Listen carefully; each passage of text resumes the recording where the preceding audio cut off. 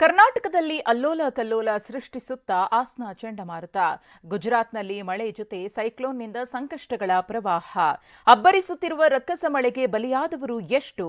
ಇದೆಲ್ಲವನ್ನ ನೋಡೋಣ ರಣಮಳೆ news top 9ನಲ್ಲಿ.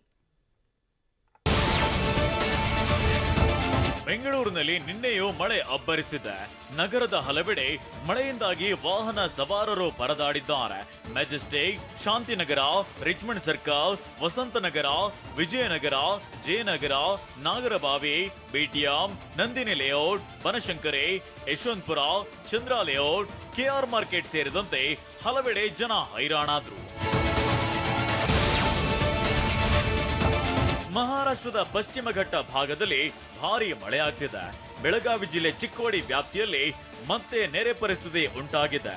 Krishna ನದಿಯಲ್ಲಿ 3 ದಿನದಿಂದ ನೀರಿನ ಪ್ರಮಾಣ ಏರಿಕೆಯಾಗಿದೆ. ಕೃಷ್ಣಾ ನದಿಯಿಂದ 90,000 ಕ್ಯೂಸೆಕ್ ಹೊರಹರಿವಿದ್ದು ಮಾಂಜರಿ, ಬಾವನ ಸೌದತ್ತಿ ಸೇರಿದಂತೆ ವಿವಿಧ ಗ್ರಾಮಗಳಲ್ಲಿ ಪ್ರವಾಹದಿಂದ ಜಮೀನುಗಳು ಜಲಾವೃತವಾಗಿದೆ.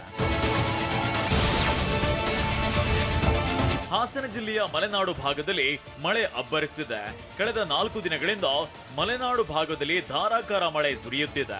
ರಾಷ್ಟ್ರೀಯ ಹೆದ್ದಾರಿ 75ರ ಶಿರಾಡಿಘಾಟ್ ರಸ್ತೆಯಲ್ಲಿ ಭೂಕುಸಿತವಾಗಿದೆ. ತಾಲೂಕು ಆಡಳಿತ, ಹೆದ್ದಾರಿ ಪ್ರಾಧಿಕಾರ ಮುನ್ನೆಚ್ಚರಿಕೆ ಕ್ರಮ ಕೈಗೊಂಡಿದೆ. ಮಣ್ಣು ಕುಸಿಯುತ್ತಿರುವ ಕಡೆ ಸೂಚನಾ ಫಲಕ ಅಳವಡಿಸಲಾಗಿದೆ.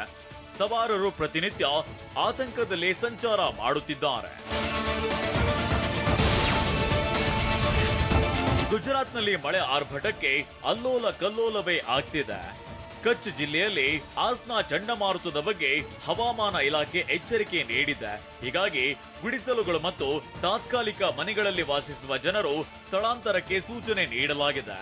ಇನ್ನು ಬೆಂಗಳೂರಿನಲ್ಲಿ ಮೋಡ ಕವಿದ ವಾತಾವರಣ ಇರಲಿದೆ.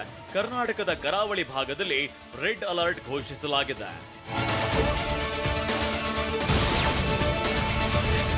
ಗುಜರಾತ್ನ ಭುಜ್ ಪ್ರದೇಶದಲ್ಲಿ ಭೀಕರ ಪ್ರವಾಹ ಉಂಟಾಗಿ ಎಲ್ಲರ ಬದುಕು ಸರ್ವನಾಶವಾಗಿದೆ. 100 ಕಾರು, ಬೈಕ್ಗಳು ಜಲಾವೃತವಾಗಿದೆ. ಟ್ರ್ಯಾಕ್ಟರ್ಗಳು ನೀರಿನಲ್ಲಿ ಮುಳುಗಿವೆ. ನೆರೆ ನಡುವೆ ಸಿಲುಕಿದ್ದವರನ್ನ ಎನ್ಡಿಆರ್ಎಫ್ ಸಿಬ್ಬಂದಿ, ಪೊಲೀಸರು ರಕ್ಷಿಸಿದ್ದಾರೆ.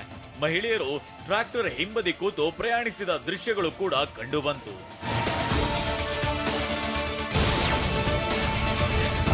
ವರುಣನ ಪ್ರತಾಪಕ್ಕೆ ಗುಜರಾತ್ನಲ್ಲಿ ಜನರು ಕಂಗಾಲಾಗಿ ಹೋಗಿದ್ದಾರೆ. ಕಳೆದ 4 ದಿನಗಳಲ್ಲಿ ಧಾರಾಕಾರ ಮಳೆಗೆ 34 ಜನರು ಬಲಿಯಾಗಿದ್ದಾರೆ. ಅಹಮದಾಬಾದ್, ವಡೋದರಾ, ಗಾಂಧಿನಗರ, ಸೂರತ್, ಭುಜ್, ಕಚ್ ಸೇರಿದಂತೆ ಹಲವೆಡೆ ಭಾರೀ ಮಳೆ ಆಗ್ತಿದ್ದು ಎಲ್ಲರೂ ಪದರಗುಟ್ಟಿ ಹೋಗಿದ್ದಾರೆ. ವಡೋದರಾದಲ್ಲಿ ಮಳೆಯ ಆರ್ಭಟಕ್ಕೆ ಅಲ್ಲೋಲ ಕಲ್ಲೋಲವೇ ಸೃಷ್ಟಿಯಾಗಿದೆ. ದಾದರ್ ನದಿ ಕಡುಕೋಪಕ್ಕೆ ಸರ್ದಾರ್ ವಲ್ಲಭಾಯ್ ಏಕತೆಯ ಪ್ರತಿಮೆ ಇರೋ ಮಾರ್ಗದಲ್ಲಿ ರಸ್ತೆ ಕೊಚ್ಚಿ ಹೋಗಿದೆ. ದಭೋಯ್ ರಸ್ತೆಯ ರಾಜ್ವಿ ಕ್ರಾಸಿಂಗ್ ಬಳಿ ಹೆದ್ದಾರಿಯಲ್ಲಿ ದೊಡ್ಡ ಬಿರುಕುಗಳು ಉಂಟಾಗಿದೆ. ಕಳಪೆ ಕಾಮಗಾರಿ ಅಂತ ಜನರು ತೀವ್ರ ಆಕ್ರೋಶ ಹೊರಹಾಕಿದ್ದಾರೆ. ಗುತ್ತಿಗೆದಾರನ ವಿರುದ್ಧ ಕ್ರಮಕ್ಕೆ ಆಗ್ರಹಿಸಿದ್ದಾರೆ.